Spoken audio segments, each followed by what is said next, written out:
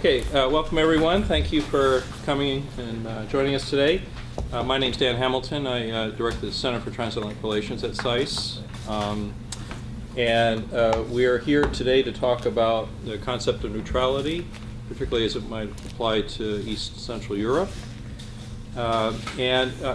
Before we start with that topic, let me say this is the beginning this year of a lecture series we're doing through the year in cooperation with the Austrian Marshall Plan Foundation, which is a partner of ours. We have Heinz Gertner, who's a fellow with us right now as part of that program, and Mikola Vorobyov, Ukrainian fellows here with us this year as part of that program, as well as with the Embassy of Austria. As you may know, later this year, the second half of the year, Austria has the presidency of the European Union. And so we're doing a sort of a series together with them, lecture series. We'll have a Brigadier General from the Austrian military here in a couple of weeks. And then we have here Paul Lentwey, who's a prominent Austrian commentator, in about 3 weeks, talking about authoritarianism, also in Central and Eastern Europe and Russia. That information's on our website, but we're happy to tell you more about it. But let me turn first to Christian Brunmeier, who's the DCM at the Austrian Embassy, just to say hello as part of this series. Thank you very much, Dan. Good morning, ladies and gentlemen.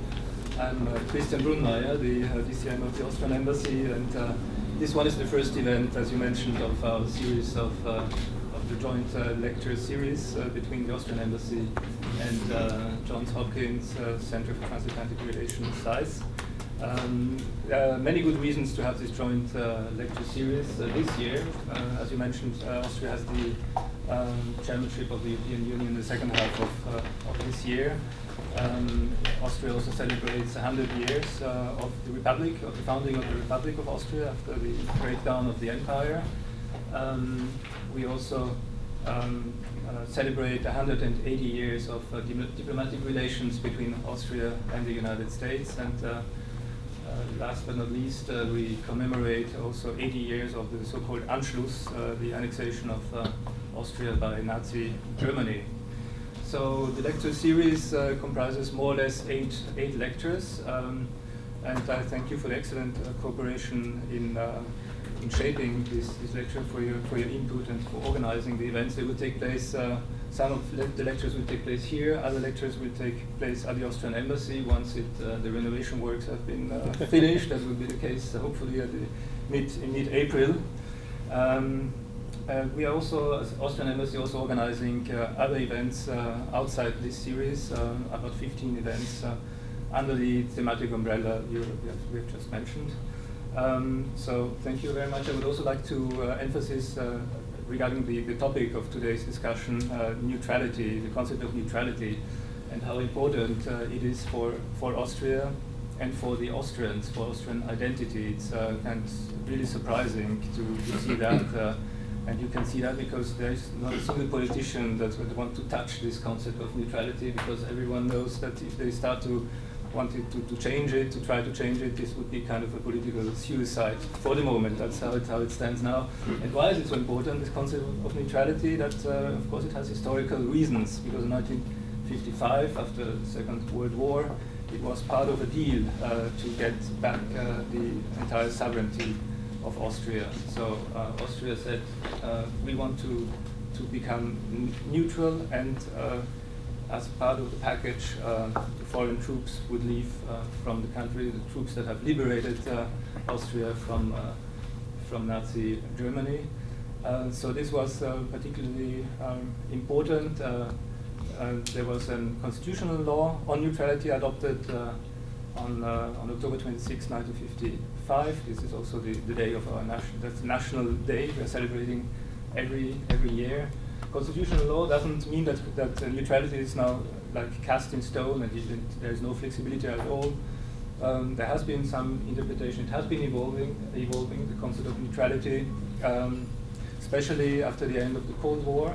It has been evolving, and also after Austria joined the European Union in 1995 and started to take an active part in the common foreign and security policy of the European Union. So these were the two point. So therefore, this discussion today is particularly interesting to see how the concept of neutrality can be adapted or implemented, possibly in Central Eastern Europe, and how this kind of neutrality could look like and how it could contribute to stability in the region.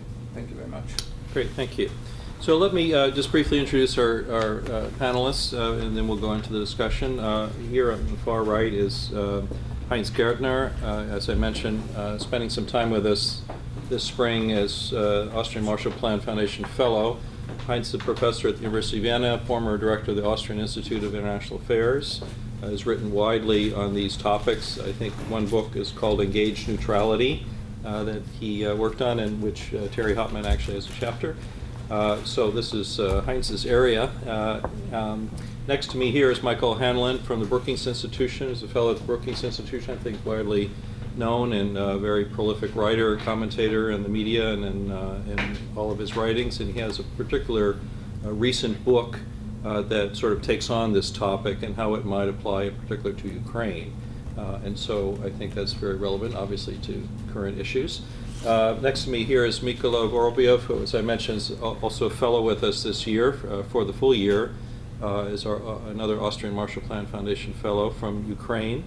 Mykola spent, I think, the last 3 years the front lines in the eastern part of Ukraine, really as a sort of an embedded journalist, I guess is the way to best talk about it. So he has a lot of ground truth that he brings to us from the situation in Ukraine, and I think has been a real value added here in the Washington discussions that we've been having on Ukraine. And then my colleague Terry Hopman, Professor Terry Hopman, who is the head of the conflict management program at SAIS, as a well-known scholar on issues of conflict management. He has had a particular personal passion and a sort of a deep, long interest in the OSCE in particular, but I think can put all of this also into some good context. So I think the way we can start is maybe start with the concept and the approach and then try to get specific. And I think the best way to do that is I think I'll ask Heinz to start us, Terry to round that out, and then we'll go down to Michael to get more concrete, I think, and Mykola will offer commentary on that. Okay, everyone, brief comments so that we can have a discussion. So, Heinz, please. Thank you, Dan. I also want to thank the Center for Transatlantic Relations to organize this, and I want to thank the Austrian Embassy for sponsoring this event as well. As Dan said, I will focus a little bit on the concept first, the concept of neutrality, the first part. In the second part, I will talk a little bit about the historical, Austria as a historical model, which is in Central Europe. It's not the first time that politicians and scholars look at Austria as a model. And the third part, briefly, that Mike will talk about more extensively on it, how it could be applied to East Central Europe, especially on Ukraine, since Mick is here. But of course, there could be other examples as well. So the concept of neutrality, let me first say what neutrality is not. Neutrality is not a legacy of the Cold War. So it's not necessarily part of the Cold War. The institute and concept of neutrality is much older. It goes back to the 15th and 16th century.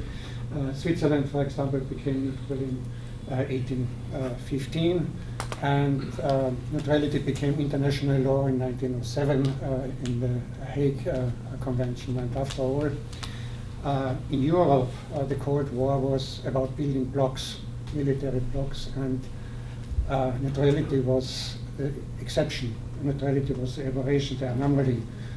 That means how to stay out of blocks. Briefly to the concepts, which I can only touch upon a little bit. First of all, there is one neutrality idea which is rooted in history and tradition and politics, and not based on international law, that applies especially to Finland and Sweden. That's why Finland and Sweden could now change their neutrality status, and they call them now non-aligned and not neutral anymore. Then The strongest version of neutrality is the version which is based on international law, that is mainly Switzerland and Austria. I will come back to that a little bit later. And the weakest version of neutrality is self-declared neutrality. So we have this in East Central Europe, we have this in Moldova, self-declared. Ukraine had a self-declared neutrality. I guess most of Ukrainians wouldn't have known about it. It gave it up in 2015. So it is easily to change the status. That's why it's a very weak version. Serbia and Turkmenistan, they all have this kind of neutrality. And there's a comprehensive version of neutrality, which is called in the legal terms integral neutrality, which comprises all aspects of neutrality, which leads to a sort of passive neutrality. So it's staying out of everything. So the Swiss called it stille sitzen, sitting still, so doing nothing. So then developed this more selective kind of neutrality, which is in legal terms it's called differential neutrality. That means you exempt certain dimensions of the concept of neutrality, for example, economy. Then in the 70s, which was to some extent linked, Terry will talk about this, to the CSE process, where the neutral monoline states played an important role. The concept of active neutrality, that means working in international institutions, the United Nations, and Austria became the host of many international United Nations institutions like the EIA, CTBT, and the NATO, and that's why Austria was neutral, and Austria seized this opportunity to say, okay, we want to be active as well, and especially linked to Chancellor Kreisky, who was very active in the Middle East as well. And he called at that time also for a new Marshall Plan in the third world at that time already. So, and out of this developed this, what I did a book about it, engaged neutrality. Engaged neutrality is more, that means participating in international peace operation actively. So, of course, there has to be an authorization by the UN Security Council. So that's the opposite of passive neutrality. So that's not staying out, but engaging in. So what do they all have in common? They have in common that they're not allowed to be a member of a military alliance. That's the common denominator. Right? So that's why all these states are not allowed to be full members of NATO, because there is this Article 5, the security commitments. They can be part of the NATO Partnership for Peace. They can work under NATO command, as they do in Kosovo, for example. They can be members of the European Union, since the European Union is not a military alliance. So neutrality is not about being neutral between democracy and autocracy, or towards international law, abiding by international law, or towards human rights and human rights violation. That has nothing to do with neutrality. So briefly to my second part, history, and more the Austrian example as a model. So it's based on very, very recent research, which has been under-researched for various reasons until last year. As Councillor Brunmeier mentioned, 1955, the Austrian Parliament adopted the neutrality law, and there are three basic principles of this law. That means not joining a military alliance, no permanent deployment of foreign troops in Austrian soil, and certainly no participation in foreign wars, unless there is an authorization by the UN Security Council, which was an amendment later. So the result was that all the foreign troops, including the Soviet troops, withdrew from Austria. So the Soviet Union, 54, until just before the adoption of the neutrality law, opposed the concept of neutrality because they linked it to the German question. And there were two factions in the Kremlin, and the Austrians was smart enough to negotiate this one faction. If it has negotiated with the still Stalin factions, maybe it wouldn't have worked out.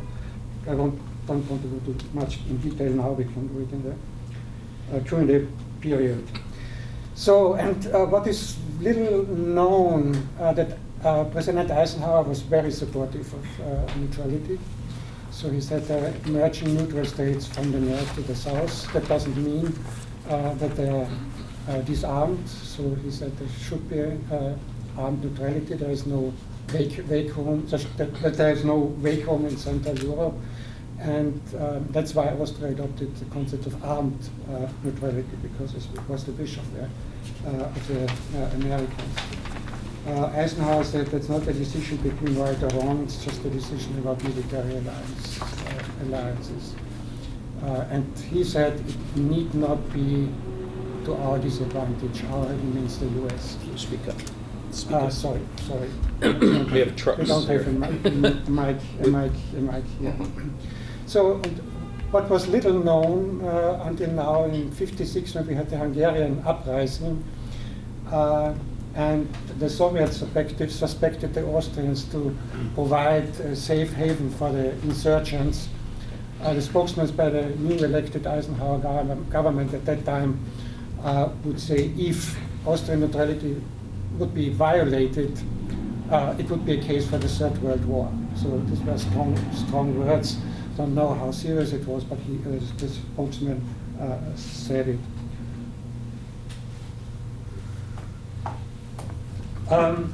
So, and what is little known as well, we know about these Stalin notes in 1953, I don't want to talk about it now, but after Austria became neutral, the Western politicians, scholars picked this up and took Austria as an example. For example, George Kennan, he said that we should have a neutral belt in Central Europe, which should include Germany as well, and Austria. But also there was a bipartisan initiative in the American and the US Senate. William Nolan and Hubert Humphrey, they had the same idea to create a buffer zone in Central Europe, and the leader of the Labour Party in Britain, Hugh Gaitskell, had a similar idea. And better known is the Rabatsky plan. That was the Polish foreign minister. He looked at Austria and said, in Austrian state treaty, which is somehow linked to the neutrality treaty, there is a provision that Austria is atomic-free weapon zone, basically. So he said, okay, why not create a zone of disengagement free of nuclear weapons in Central Europe? It didn't work out for several reasons we can discuss. So thirdly, 2 more minutes. 2 minutes. How can it apply to then Mike might take over to East Central Europe and especially Ukraine? I had this idea in 2013. I wrote it, an article in a major Austrian paper about it, but no international paper at that time would pick it up and would publish it. But then there was no progress in Ukraine. So the Minsk agreement was not implemented. There was no military solution in sight, and others came up with similar ideas. So prominent people like Brzezinski, Kissinger, and Michael wrote a book about it, Beyond NATO, but some realist scholars like Mearsheimer and Stephen Boyd and Rosa Graham Ellison, they all had similar ideas. And Terry knows more about it than I do. In 2015, the OSCE sponsored the report, the Ischinger report, Back to Diplomacy, where they suggested several solutions for the so-called in-between states. I have to say this in-between states is the expression what has been used by George Kennan already in '57. So the OEC picked it up in this report, and they mapped out options for Ukraine and all these East Central European states. One of them is neutrality, one is alliance membership, one is non-alignment, or all kinds of options.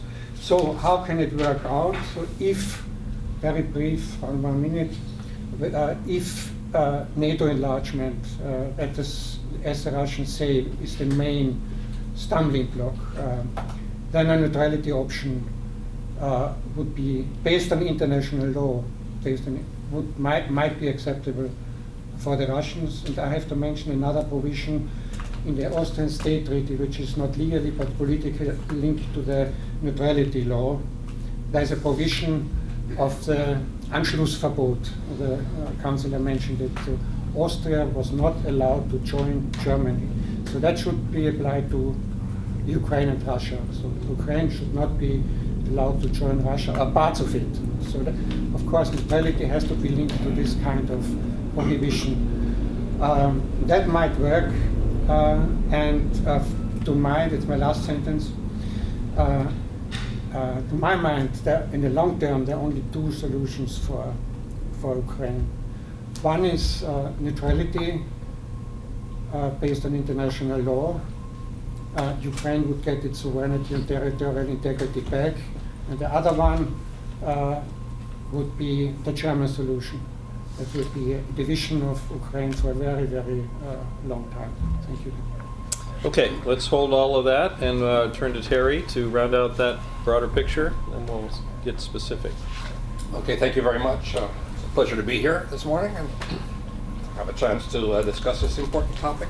I'm going to focus primarily on the early post-Cold War period and some of the debates that occurred that time about the future of, broadly speaking, European security structures and institutions, and look at neutrality in the context of the various alternatives that were considered at that time, and then say a little bit about what has evolved, and then conclude with just a couple of comments on Ukraine. I took a group of 16 Sci students to Ukraine last March, and we did a fairly extensive report and met with a large number of senior government officials as well as civil society organizations, members of parliament, and so forth, and I think got a fairly broad view of the contemporary, at least a recent view of the security perceptions and beliefs of many of the both elites and ordinary citizens in civil society organizations about the current status of Ukraine and international politics.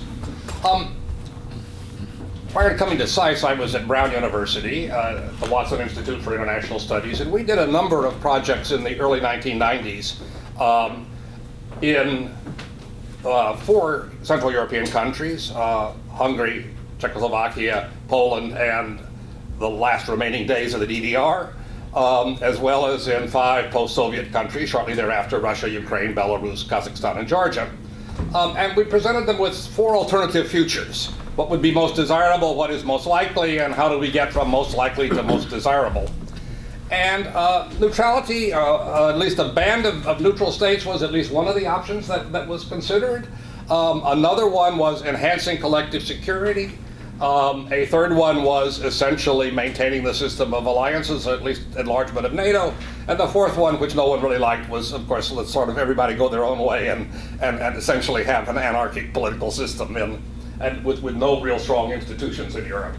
Now, I mean, the responses, I think, at that time were interesting and maybe a little bit instructive about some of these options. There was no clear winner. But the idea of neutrality certainly had a good deal of attraction in those days, particularly in the immediate post-Cold War period. President Chekhovich of Belarus, one of the 3 who in Belarus, along with Yeltsin and Kravchuk, essentially broke up the Soviet Union in 1989, in December of 1989, put forth a proposal to create a string of neutral states extending from the Baltics down through Ukraine, Moldova, Georgia, Azerbaijan, that is basically surrounding Russia, essentially, again, in order not to present Russia with the perception of an external threat, and to at least avoid many of the issues that might and indeed have evolved since 1989 and 90. And this idea, I think, had a certain amount of purchase at that time in that part of the world, at least among security experts with whom we met, as a possible option for a post-Cold War European security structure. The second major option that received a lot of support also, in some sense, instead of neutrality, why not create a real system of collective security? And indeed, why not try to strengthen the United Nations, but particularly also make the CSCE into a real collective security institution? And indeed, there was some significant beginning of that with the Charter of Paris in 1990, which indeed was trying to create a single European security institution extending from Vancouver to Vladivostok, the long way around, as they always put it, that would somehow make neutrality at least largely irrelevant because, again, this institution would, in this view, supplant somehow both NATO and the Warsaw Treaty Organization as a collective security institution, as the dominant collective security institution, as we presented this proposal to them. And that also had a great deal of support at that time in that part of the world. Obviously it hasn't materialized, but nonetheless, there certainly was the potential at that time, I think, for creating such an institution and making it work. The third option was, of course, the enlargement of NATO. But I think it's also important to keep in mind that even those who supported the enlargement of NATO in those years still had a relatively benign view of the new post-Cold War NATO.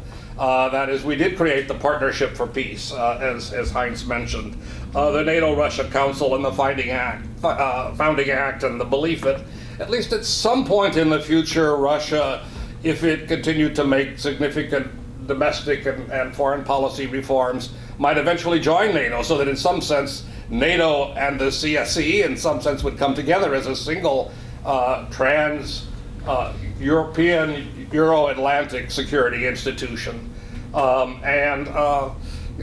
there was at least this idea at the time maybe that somehow these two institutions might come together, and that, again, neutrality would be a little bit less relevant because, again, it's often the question of neutrality is typically thought of, of course, as neutrality between competing parties, and if you can remove the competing parties, then obviously neutrality becomes less important. Obviously, it is possible, as Austria has done, to be neutral as a general principle, regardless of any particular conflicting alliances and so forth. But certainly the idea was, in any case, that one might create some kind of pan-European security institution.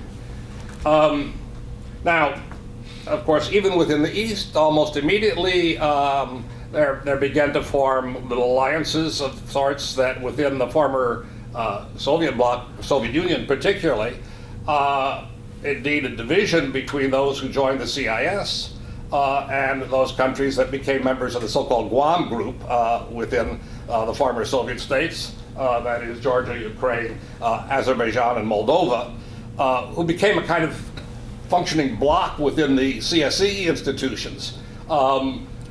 And in some sense took kind of a neutral posture, though they wanted to distinguish themselves in that respect certainly from those post-Soviet states that joined the CIS and in some sense became closer allies with post-Soviet Russia.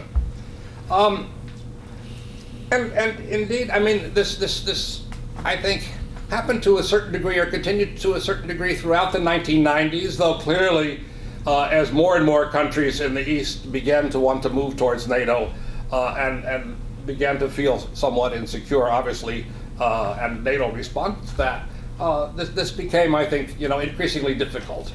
But even, I took a group of, actually our leaders from the 5 Soviet countries, our security specialists to NATO and to Mons for SHAPE, in 1998, and the briefing officer started off by, his first slide was that NATO will never intervene outside of its area except with the authorization of either the United Nations or the OSCE.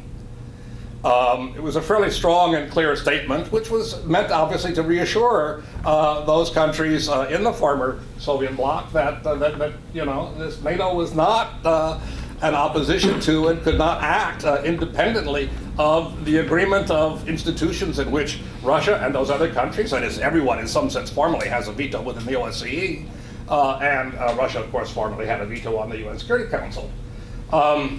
Ironically, this officer was doing a briefing at Brown University on the day when the Kosovo War broke out. He, of course, said what he was supposed to say at the time, but afterwards we had a little discussion about what he told us the year before, and he said, whoops, we maybe have changed things very fundamentally here.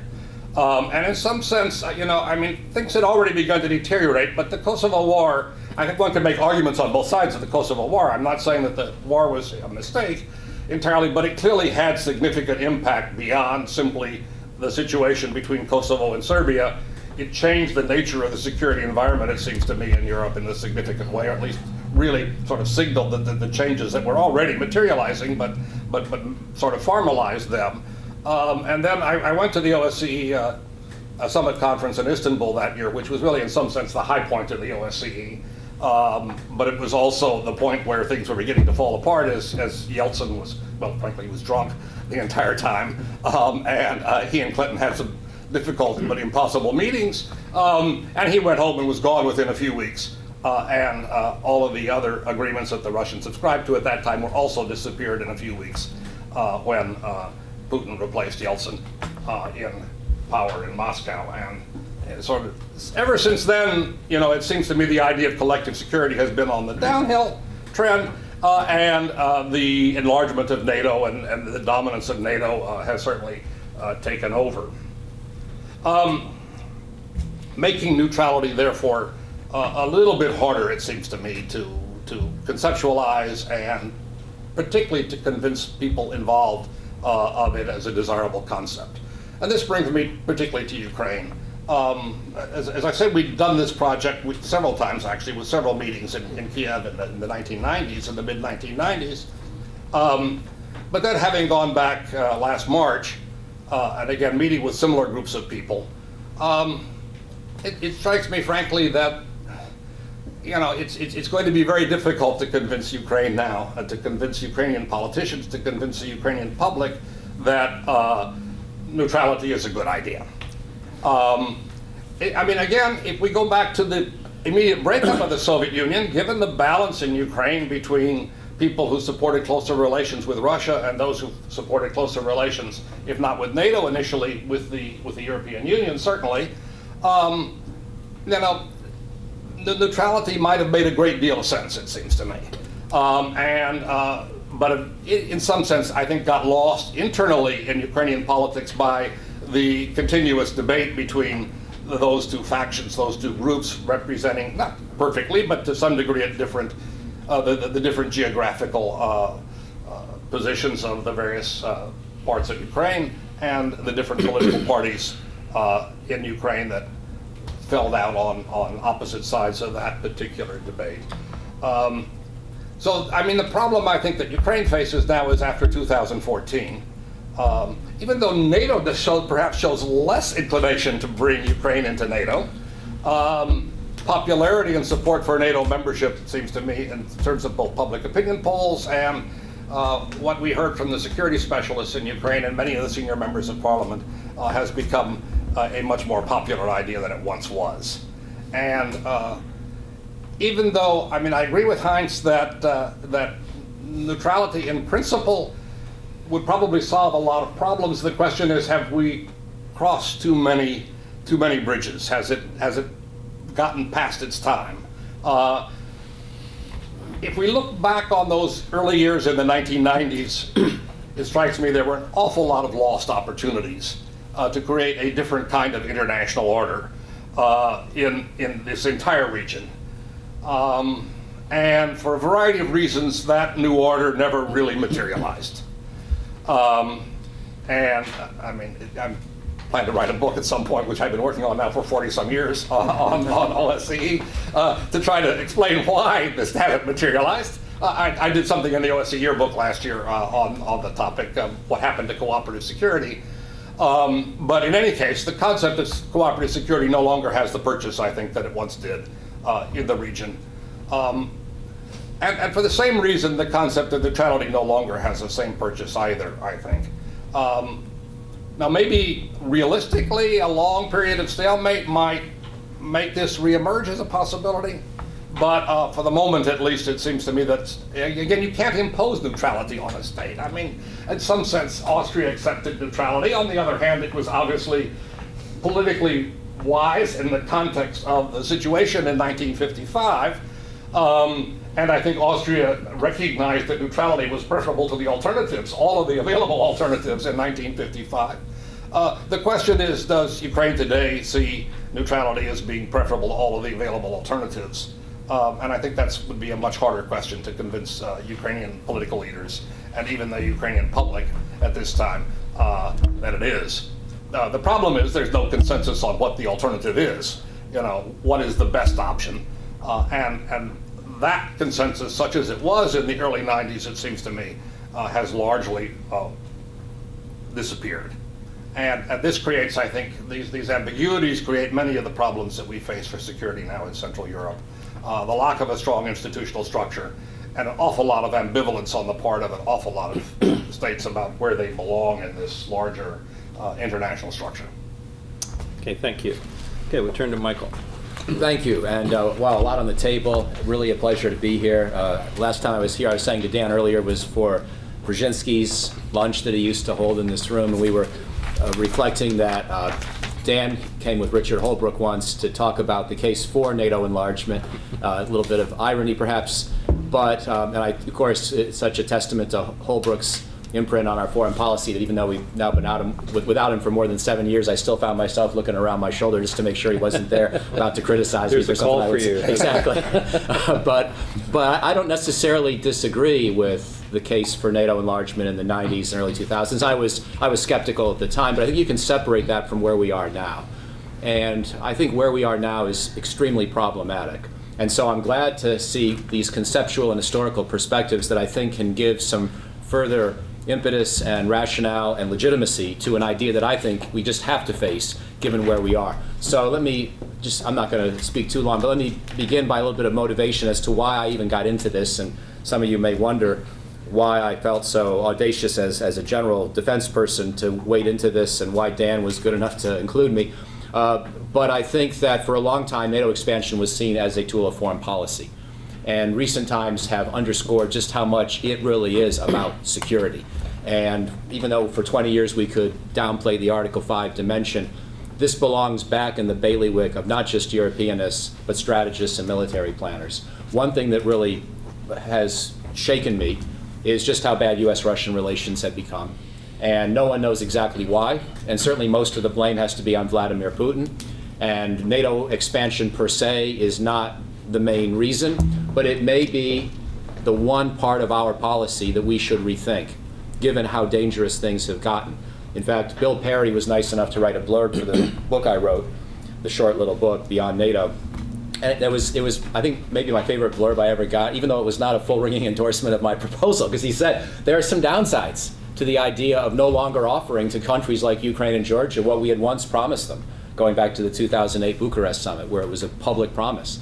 But given how bad things are with US and Russia relations and NATO-Russia more generally, and given the risk of war, and therefore at least some small risk of general catastrophic nuclear war, that current US-Russia relations, I think, may raise the possibility of, that we have to rethink things from first principles. So that's part of why I got into this as a general defense guy. Also, and with apologies to the foreign policy and diplomatic crowd, the sum total of how we thought about NATO enlargement up through the 2002 round got us into a little bit of trouble, because we've taken in countries that are more or less militarily indefensible.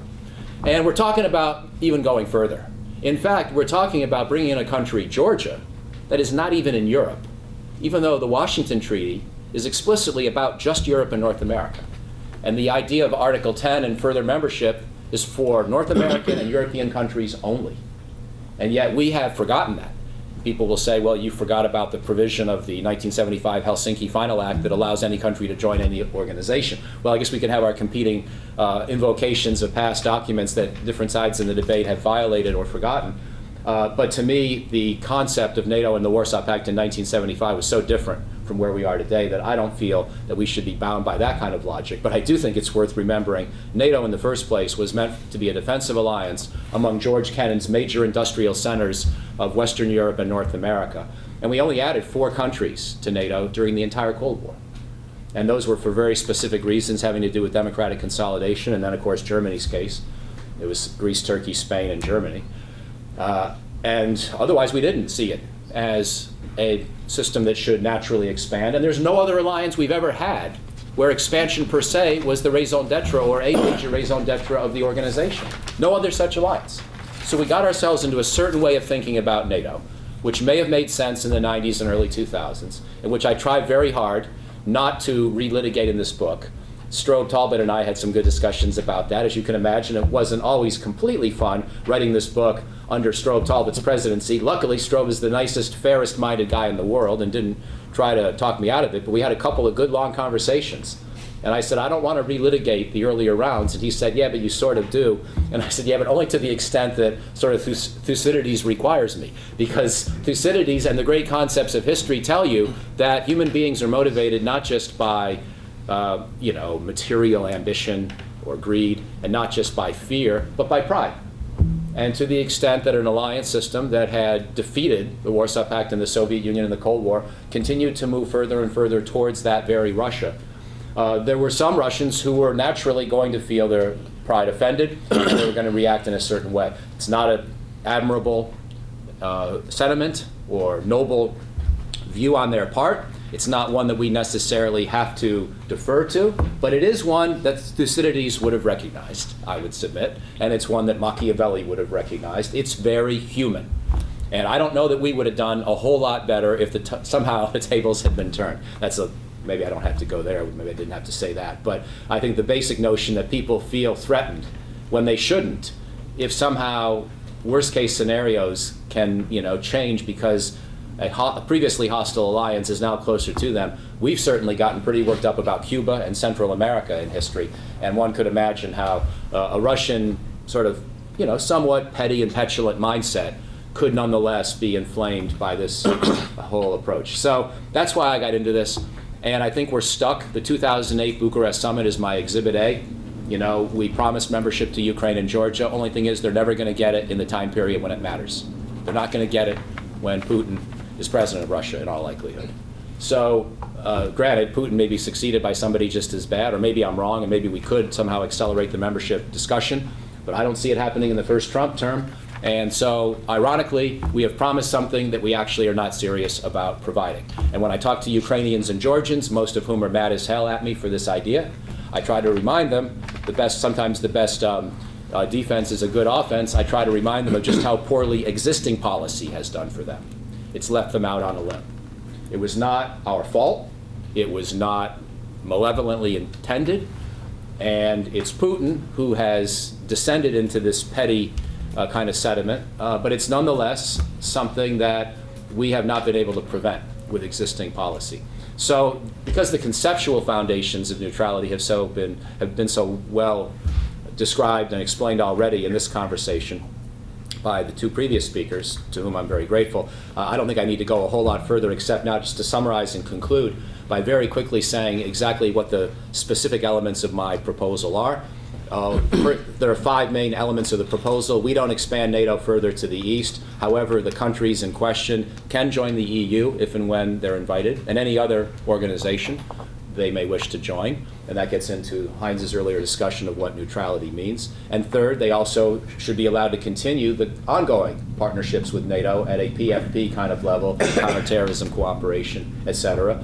By the way, this is where the verifiability issue is important to keep in mind as well. Even if Russia were to promise to keep their hands off, and that's the fourth part I'm coming to in a second, we aren't going to be able to verify that there aren't 10 or 20 or 100 Russians doing nefarious things in one of these countries, which means we should not hold ourselves below that kind of a threshold either.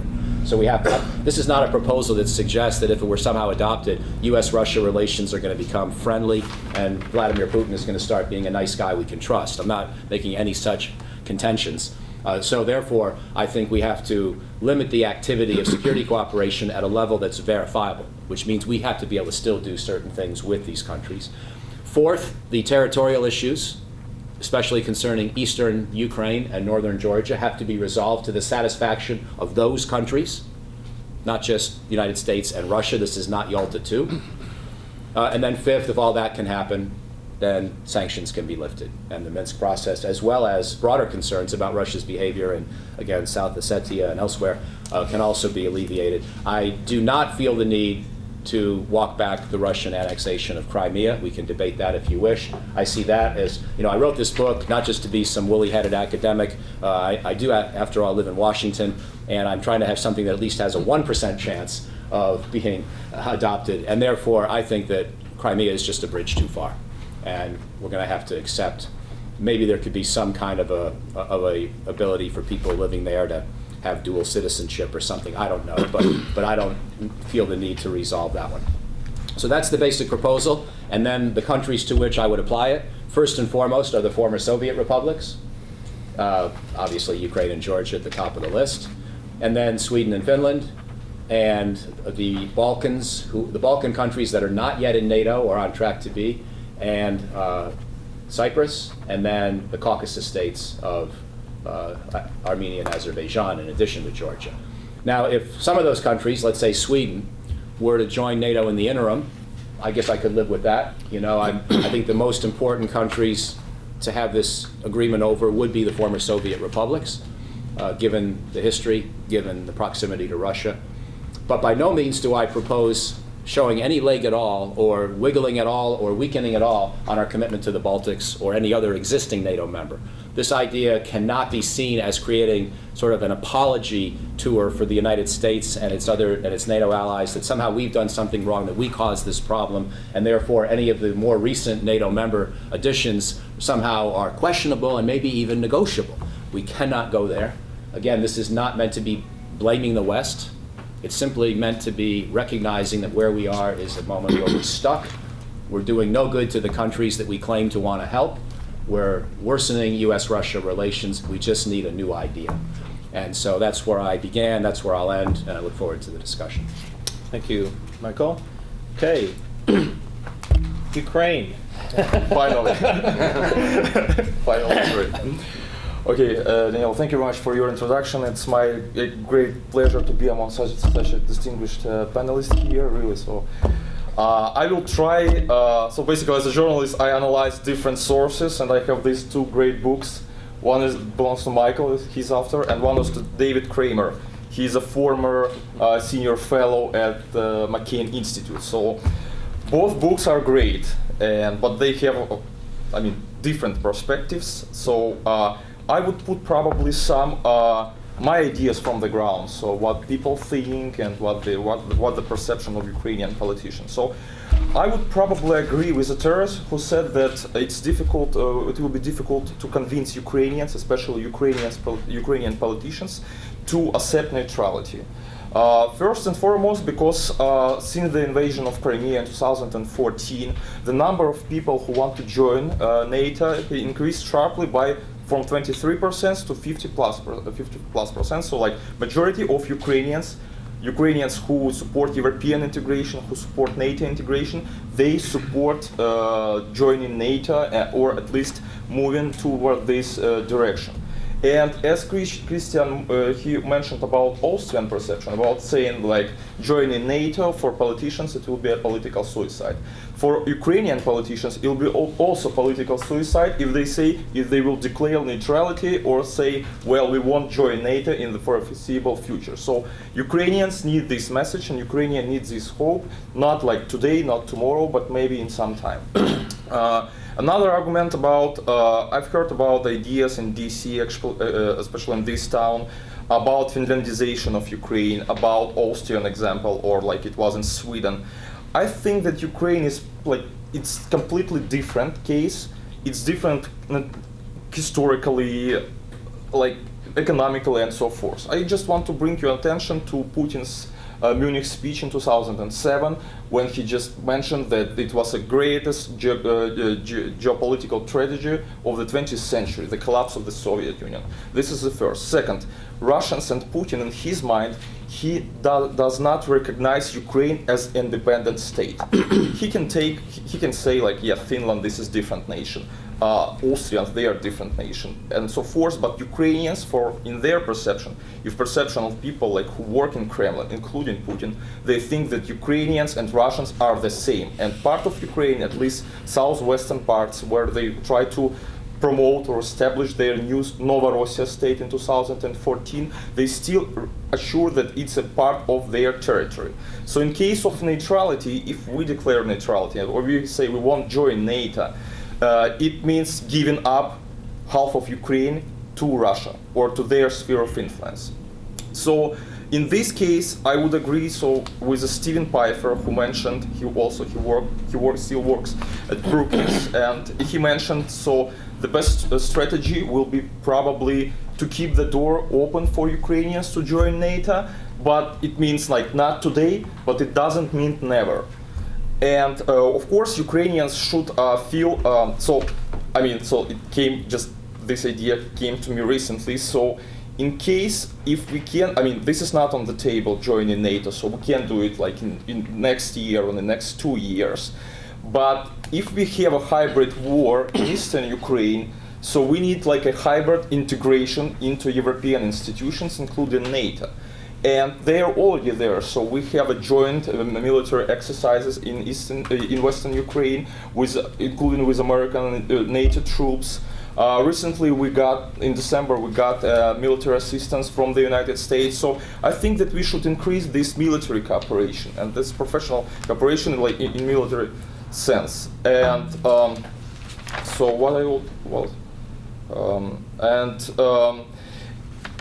but on the other hand, I also understand that we can't discuss it without like Russian position.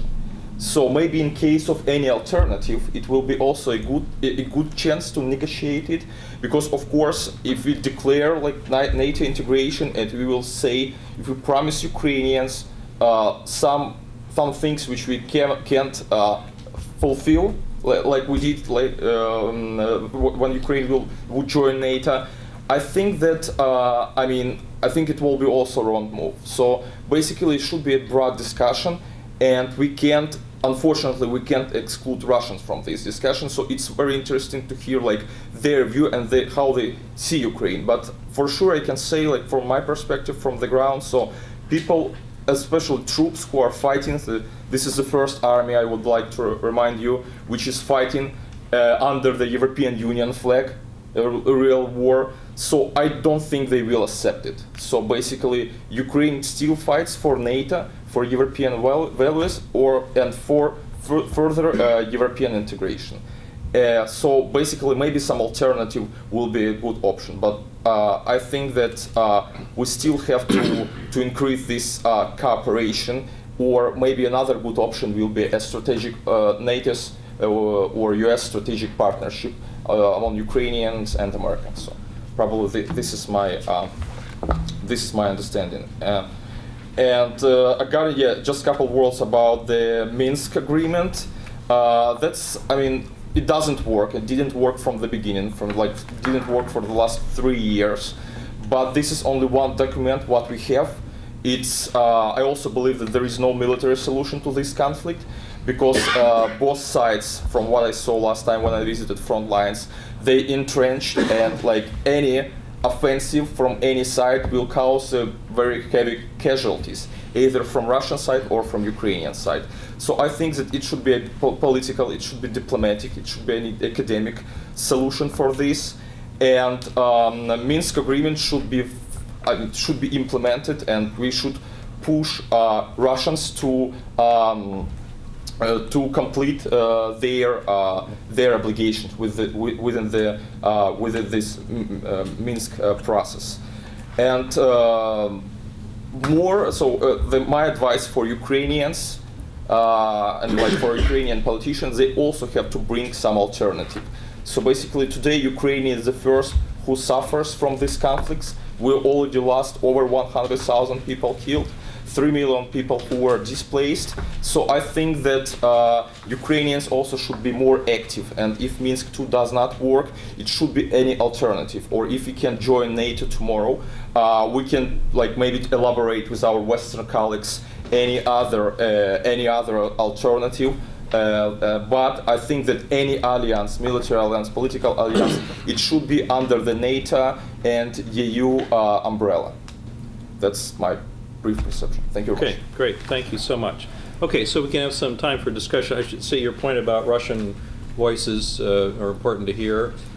We have just finished 2 books recently. They're back there if you're interested. They're also on our website. One is called Eastern Voices. It's a collection of essays by East Europeans, including Ukrainians and others, about their views on these issues. And the second is called The Russia File, and it's predominantly Russian authors in English, exactly on these topics as well. So, because we don't often hear Russian contributions to this debate, so I just point them to you. We had an earlier book, I don't have it there, was Do We Even Have a Western Consensus on How We Approach the East, which is called The Eastern Question. It's also on our website. So let's engage in discussion. Let me just make a couple just points, which things I didn't hear, maybe, or just a quick points, and maybe our panelists can gather these comments and we'll open it up. I didn't hear a lot about the European Union, and I thought that was interesting, because frankly the pretext for the Russian annexation of Crimea and invasion of eastern Ukraine was the EU. It wasn't NATO. It was a context of the EU offering a particular partnership. And so I think the lack of focus on the role the EU plays here seemed a little odd to me, if I may say, because I think, frankly, our Austrian and, if I may say, even Finnish and Swedish colleagues, had to do a lot of cartwheels when they started to decide, well, maybe we should join the European Union, what that meant for their own non-alignment or neutrality, whatever you want to say. And Heinz, actually EU documents now do say the goal is a common defense. And so I don't know if you're going to call it yet an alliance. It's not collective defense. It's not the term that's used, but there is certainly an EU ambition to move beyond what it had originally been. And I wonder what that means for a country like Austria. I think on Michael's point about, you said democratic consolidation in terms of NATO enlargement.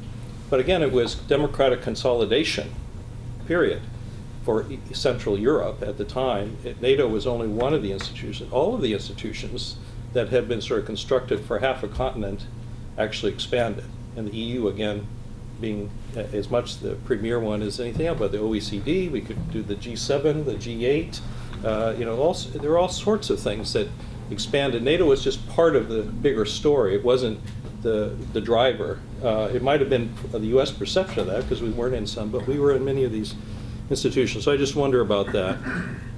And your basic point about principles, my critique on the Bucharest summit for my Bush colleagues at the time was that they didn't have a consensus within NATO, and yet they pushed it so hard that you ended up with this convoluted statement saying you will be a member, but we actually not anytime soon. And I think they had no plan B.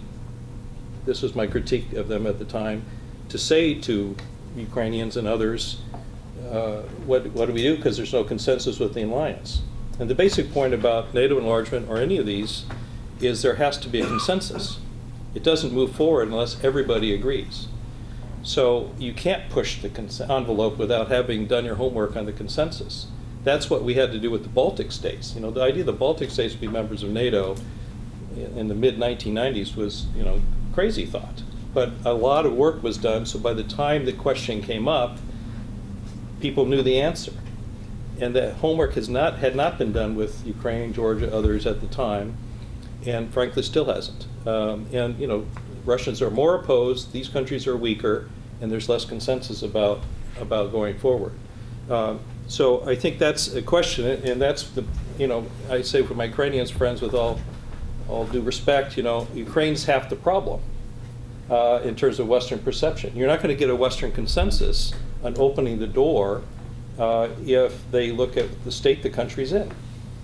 Corruption, the perceptions of all the things that are going wrong doesn't make you want to, do this anytime soon. So I think there's an intermediate policy here. It's not about are you in or out. But again, how do you prepare the ground working with the country on that? And it doesn't seem to me you give up basic principles by simply doing that, realizing the day you're going to walk through that door is, a long time coming, not because of the Russians or because of the Americans, but because of the Ukrainians. So I just wonder about that. And my last point, just because you mentioned it as a U.S.-Ukrainian strategic partnership, we actually have that. It just doesn't function. So there is one that was created long ago, and one could explore that and make it something real. But that is something that has been tried in the past. Okay, let me just leave my comments at that. Okay, Morten, maybe you could say who you are before we start. Yeah. Morten You got also, everyone has to speak up. Morten Testomson of Transatlantic Relations. My question, I would guess, mainly goes out to Michael or Nicola, and it's on Russia supporting separatists in other countries. So as we've seen, in Ukraine and so on, how Russia is more or less overtly supporting with arms, training, troops and so on, these separatists. How do we deal with a scenario where Russia is not directly engaged in a war, but supplying heavily the troops that are there and effectively destabilizing these countries, such as Ukraine and Ossetia? How do we deal with that without necessarily being in a military alliance, and without, sort of say, disturbing the neutrality of a country, despite Russia's clear attempts to destabilizing it in their favor? How is there any way we can address this as the U.S., as NATO, apart from sanctions? Is there any way we can avoid a proxy war? Is there any way we can sort of mitigate the effects of this? Okay. Embassy of Ukraine, Alexander Korsky. Yeah. There you go. I would like to emphasize on your point, Daniel, for European Union. Actually, it was very little talk in Euromaidan about NATO. It was almost no talk, I think. And this course was reinstated by President Poroshenko and NATO integration as a part of real defense strategy. Now our view of NATO integration is not abstract, it's very real. Our soldiers are trained by NATO instructions. We are doing overall big defense reform to be integrated to NATO. But it's done not for some hypothetical security threat, but just to defend ourselves. So, these new tactics provided by NATO trainers, they help us, our soldiers, to decrease casualties. It's very real, it's very practical. I would also want to point out that actually Ukrainian public, Ukrainian society, Ukrainian population lived in it had a mentality of a state with neutrality since Budapest Memorandum. Actually, when major powers guarantee to you territorial integrity and sovereignty, it is almost neutrality. When President Yanukovych, now indicted for state treason, when he introduced this course of so-called non-block policy, not sticking to any blocks, it was not. It raised some critics from some political parties pro-Western, but it made no surprise for Ukrainians. So we already got it. We enjoy overall security. But what happened? It failed. Annexation of Crimea began when this policy of non-sticking was active. So that's why we just don't see it is practical. A very important point, Austrian colleague said that neutrality was granted or recognized in Austrian case when it was a full withdrawal of the Soviet forces from the Austrian territories. Actually, the third Ukrainian front was there, was so-called, what was the name of that grouping. So we may revitalize this discussion, but after full withdrawal. And from Crimea, categorically, because you see, we always, Ksenia Sobchak was recently in here, and she's liberal, she's opposition, but she always talk of Russian people. Indigenous population of Crimea is Crimean Tatars. Crimean Tatars are people who can't live without Crimea. It's absolutely core of their identity. An interesting point, when they've been deported by Stalin, the whole population of Crimean Tatars been deported from Crimea. After Stalin's death, they started to return back. They returned back and deported, returned back and deported. So these people can't imagine themselves without Crimea. And now they're, what is done to them? They're tortured, killed. This is, you can see in media. This is what happens to them. And to say something about neutrality now means it's a political suicide. As you said, for many, I can't imagine who can say that. Yeah. Okay. Okay. Dan Nelson. Yes, hello. Good to see you. Fine. Just, I'm Dan Nelson. I'm not connected with Ukraine, unfortunately, but I do work there occasionally. Terry, I want to make a historical correction. It was 50 years ago when you first taught me at the University of Minnesota. And it was then that you were talking about neutrality and CSCE, almost 50 years ago. So It was almost 50 years ago. you got to correct you've not been working on an OSCE book for 40 years. It's almost 50 years. Right. Well, I started in 1974 when I was in Geneva during the negotiation of the Helsinki Final Act. Interviewed. Can't wait to but- see it. Yeah, Final right. Act. But two things that I think additionally were not mentioned. One was arming Ukraine. And number two, the real possibility of a frozen conflict. So could you all comment on that? Okay. Do we have other comments? Yes. Christian Crane, Northern Ukraine Foundation. I was in Warsaw when Lech Walesa gave a very interesting talk because he explained that if his people had understood what was happening at the time of Gdansk, they'd probably have killed him. Basically, the point being that he was really sacrificing their generations of trade, given that by making Poland free, the main port of Gdansk, 99% of its trade was with Russia. So the issue I'm trying to get to is, if you're a landlocked country, how do we look at your abilities to trade both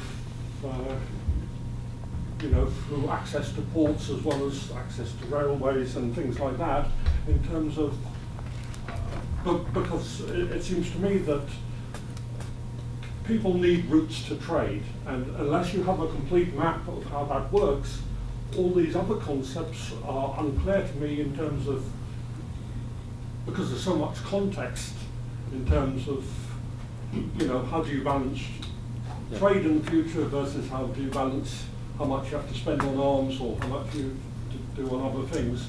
And I was just wondering how that sort of interacts with all the discussion of neutrality and other concepts you can raise. Well, as I said, the immediate pretext for the Russian invasion of Ukraine was, in fact, to deepen the economic ties with the European Union. Well, that was the immediate issue. I do see. It wasn't about security at the time. Yeah. But anyway, we can come back to that. Yes. Yes, my name is Isabel Ring-11. I'm here at Hopkins doing my thesis on EU-Russia energy relations. And in my research, I really think that kind of getting away from being such a key energy transit nation will actually allow Ukraine a lot more freedom to go its own path.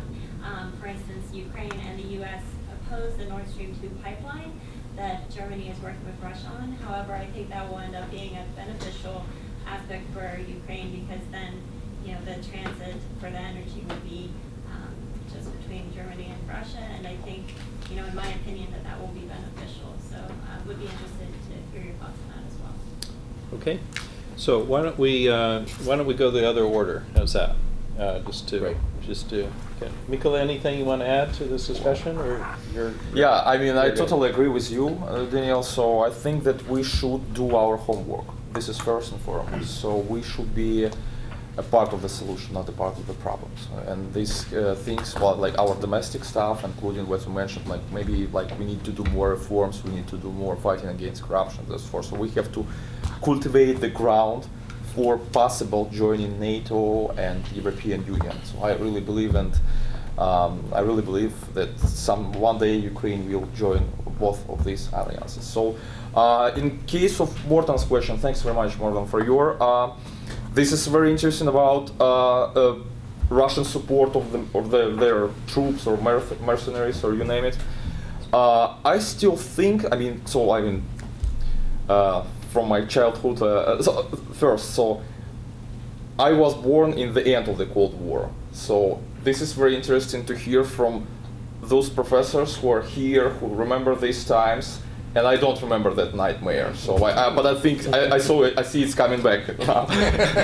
But from my perception, what I see right now, that, and I monitor different Russian sources, I can just some sort try to understand their mentality.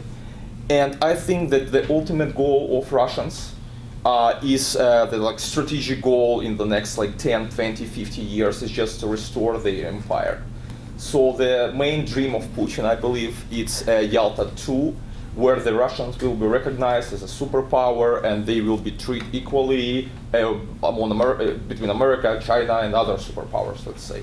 So basically, this is ultimate goal, and I think that all these kind of hybrid wars, informational warfare, intervention of U.S. election, and so forth, this is steps toward this path. So they want just toward this goal.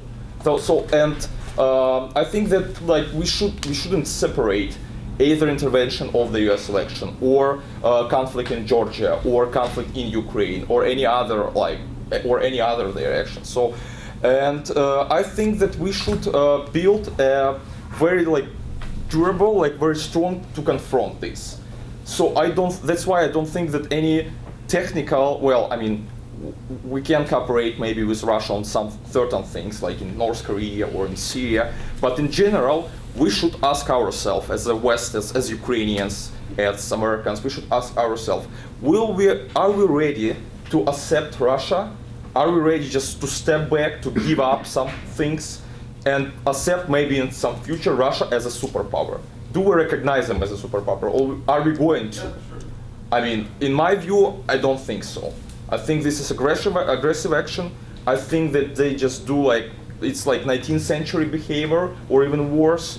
And I think that all we have to know, the best offensive is defensive. That's why I support not aggressive NATO expansion, but maybe just to make some steps to deter somehow its further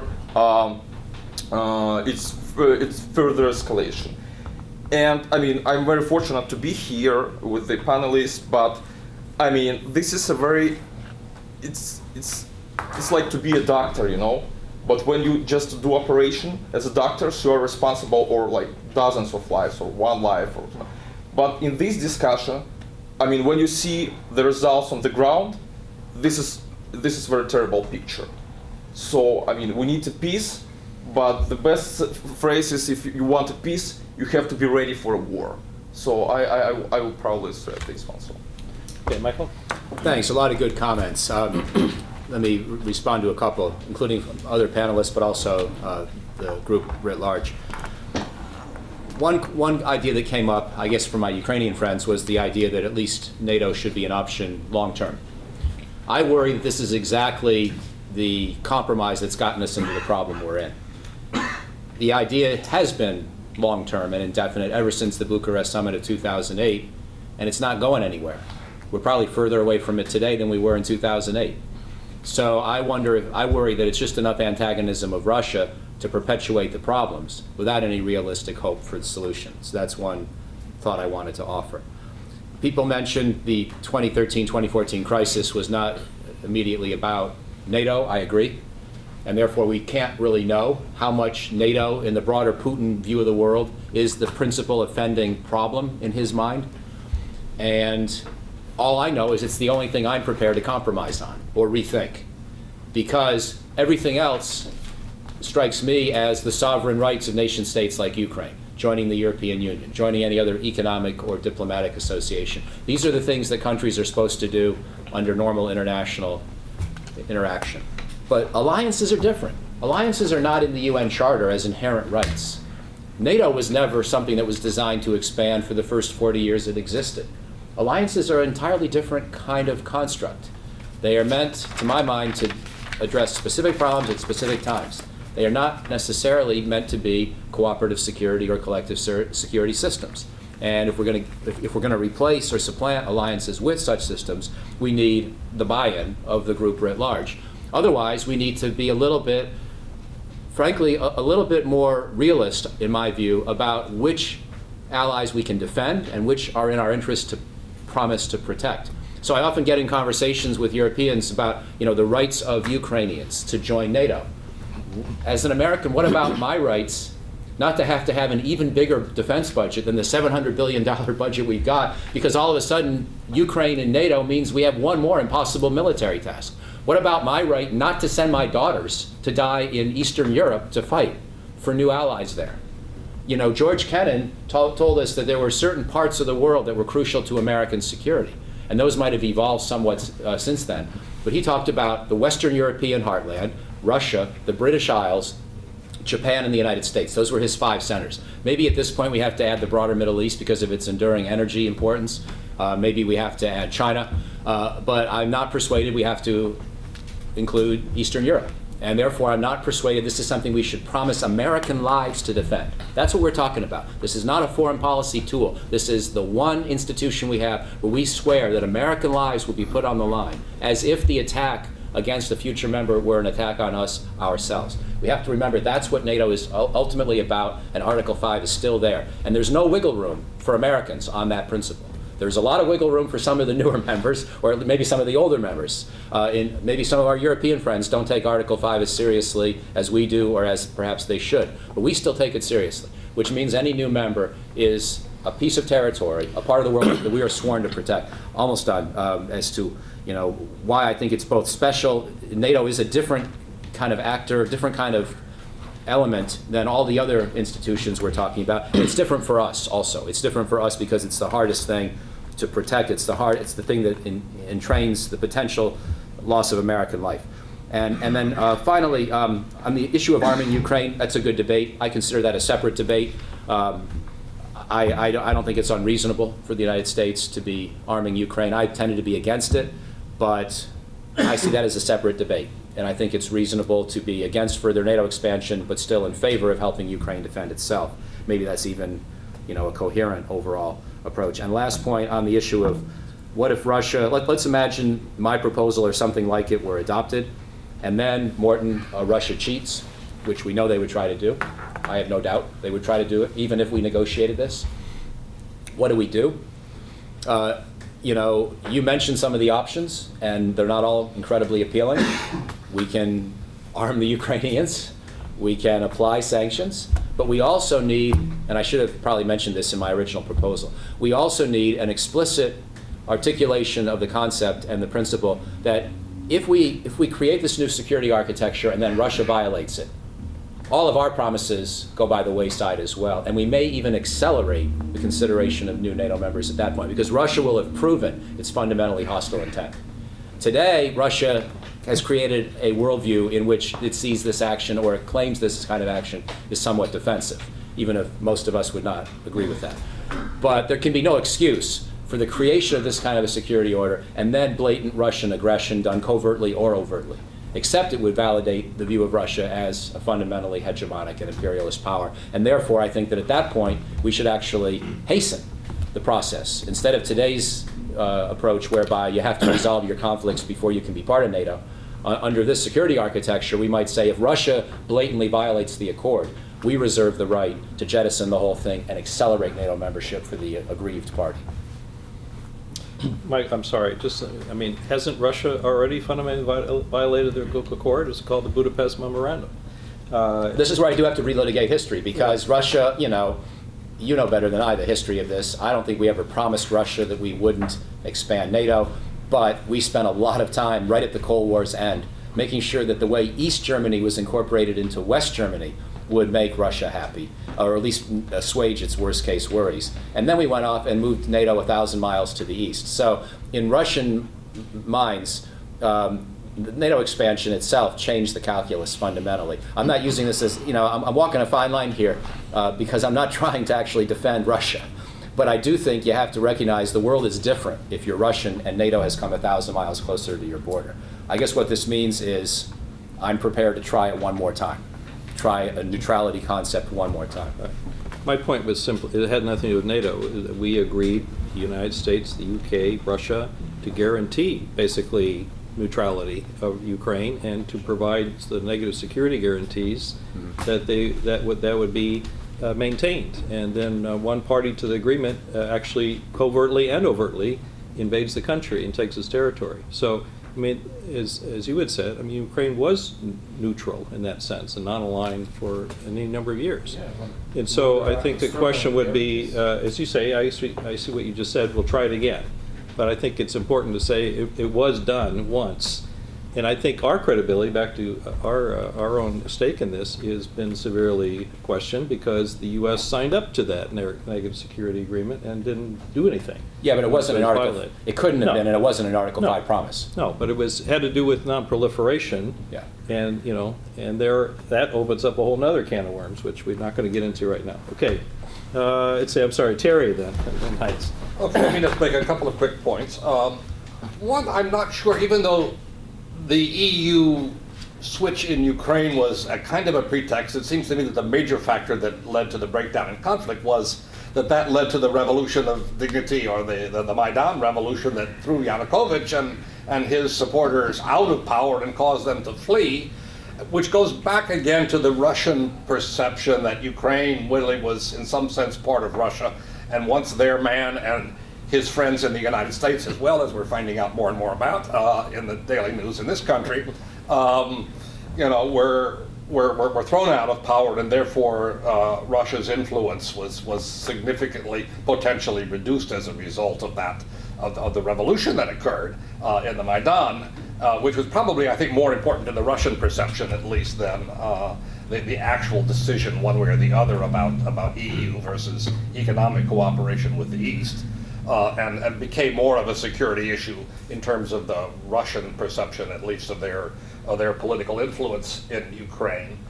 Of the democratic consolidation idea, I mean, you're absolutely right down there, I think. I mean, the whole idea in the OSCE in the post-war period, again, with the Copenhagen document that went along with the Charter of Paris, was indeed the idea that democratization and human rights and all of these kinds of nice principles would indeed expand throughout the entire region.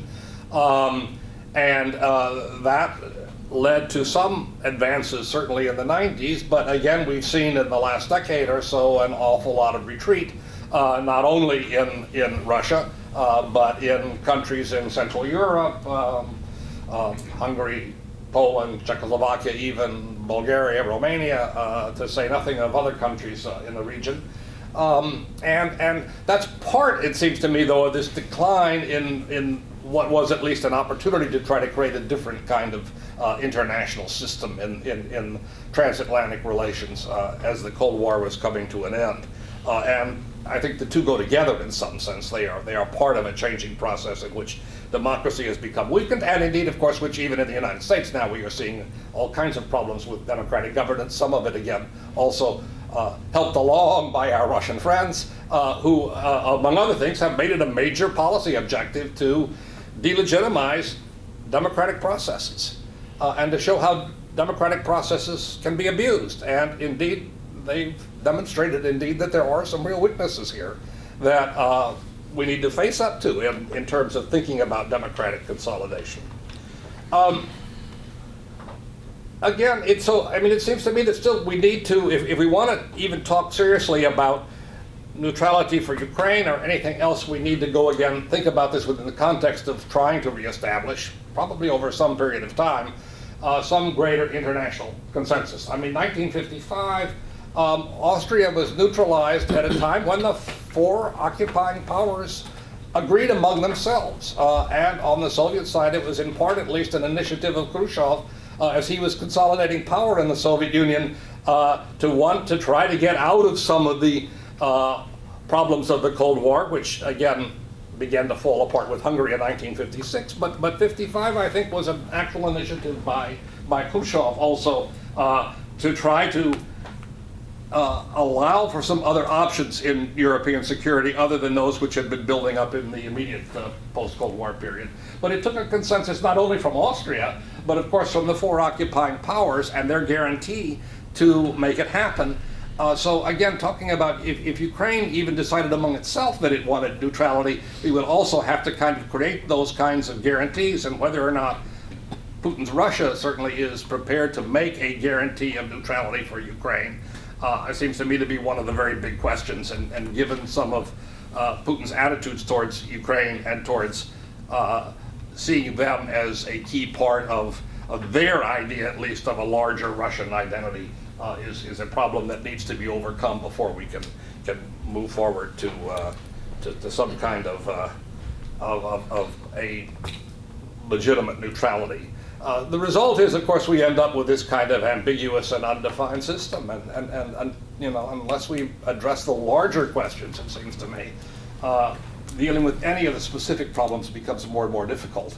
And as the larger issues, as the idea of cooperative security, as the idea of democratic development declines in popularity in the region, these all present real challenges for us to move forward to any kind of new ideas about security that have a chance of really taking hold in the region. Thank you. Okay, last word. We're just over our time. Nice. So very brief. Give me a couple of minutes. 2 minutes. Yeah. Maybe 5 minutes, I have 5 points. So first to the EU thing, we don't know, as you said, whether that pretext or not. But the EU was not, neutrality was not on the table at that time. So that was a debate about the association agreement and the customs union are mutually exclusive. So also from the side of the EU, there was a debate. We cannot accept both. But basically, now we know free trade agreements can overlap. So also the US has free, you know this better than I do, free trade agreements in Asia, bilateral and multilateral. So you can have basically both. So that was mainly debate. Nobody wanted really to talk about. So I do think it's still the NATO enlargement issue. As you said, the European Union has a common defense, yes, but it will be more a common defense policy since the Lisbon Treaty says security remains an issue of the individual member states. There is, you're right, there is a provision, Article 42.7, with some security commitments, alliance-like, but there are exemptions for the neutral states, so they need not take part. And there are also exemptions for NATO members. The NATO members, they say, if NATO We'll agree there are a lot of exemptions. So that's a dead law. For me, that's Article 42.7. It's a dead. Everybody's exempt. Yes. Yeah, every EU member state is exempt. Yeah, right. There is a solidarity clause into Article 222, which is mainly coming to the aid of a member state in the case of man-made or natural catastrophe. So the EU should not be really an obstacle. After all, the EU knows that neutrality can be an asset. If it comes to, we didn't talk about this peacekeeping force in Ukraine and so that. If it comes to peacekeeping forces, wherever they will deploy it, so that's another issue.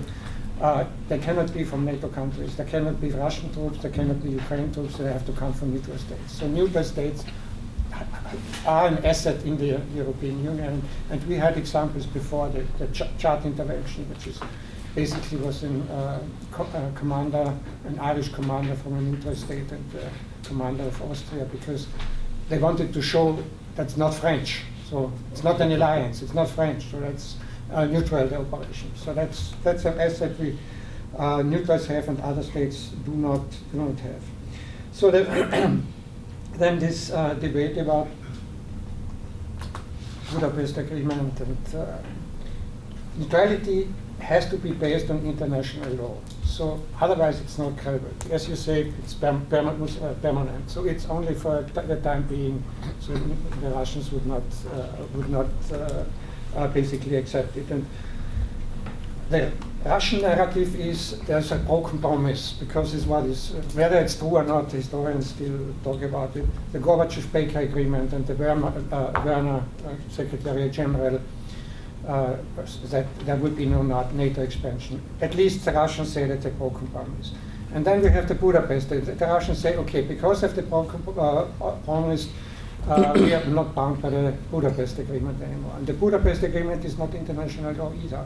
So these were broken promises on both sides. So if you don't have base it on international law, then it will not work. You can break international law, yeah, but then it's basically it's a violation of, if neutrality is violated, it's a violation of international law. Third point, I don't agree with this expression, neutralized. So that was not neutralized, basically. It was adopted by the Austrian parliament, but the neutrality law, but it took 10 years to negotiate. And there was ups and downs, and at the end, only Chancellor Raab was the only one, the conservative Chancellor Raab believed in neutrality, not the Social Democrats, not the communists, so everybody was against it. So that's there's something about the Ukraine public opinion and what the politicians say. They can change. It can change, of course, if there's a certain situation. And it was at a tipping point. So in Moscow, the Molotov-Kaganovich faction was against neutrality still. The Khrushchev-Malenkov faction would support it. So that was basically. It was a tipping point. I have to say now something. There is no analogy to Putin now, but Austria could get its neutrality only after Stalin's death, so that it wouldn't have worked with Stalin. Fourth point, 2 more minutes. Fourth point, the Crimea. Whatever would it be, remain Russian or become back Ukraine, there has to be a strong minority solution. So the Austrian State Treaty, for example, has a strong minority, advocates strong minority rights. So, and if we look at the South Tyrolian example, there was terrorism, there was no war, but after the autonomy decision in '69, all the radicals would slowly disappear. They said with autonomy we are much better off. So, but nobody wants to talk about minority rights in the Crimea, right? So because you have the Krim Tatars, as you mentioned, you have the Ukrainians. Because if you recognize the rights, you recognize Crimea would be Russian. So, and it would be the other way around. That's very unfortunate diplomatic stalemate, I would say. So last point. Then this arming. There's a good reason to think there's a spiral theory. So the Russians would react.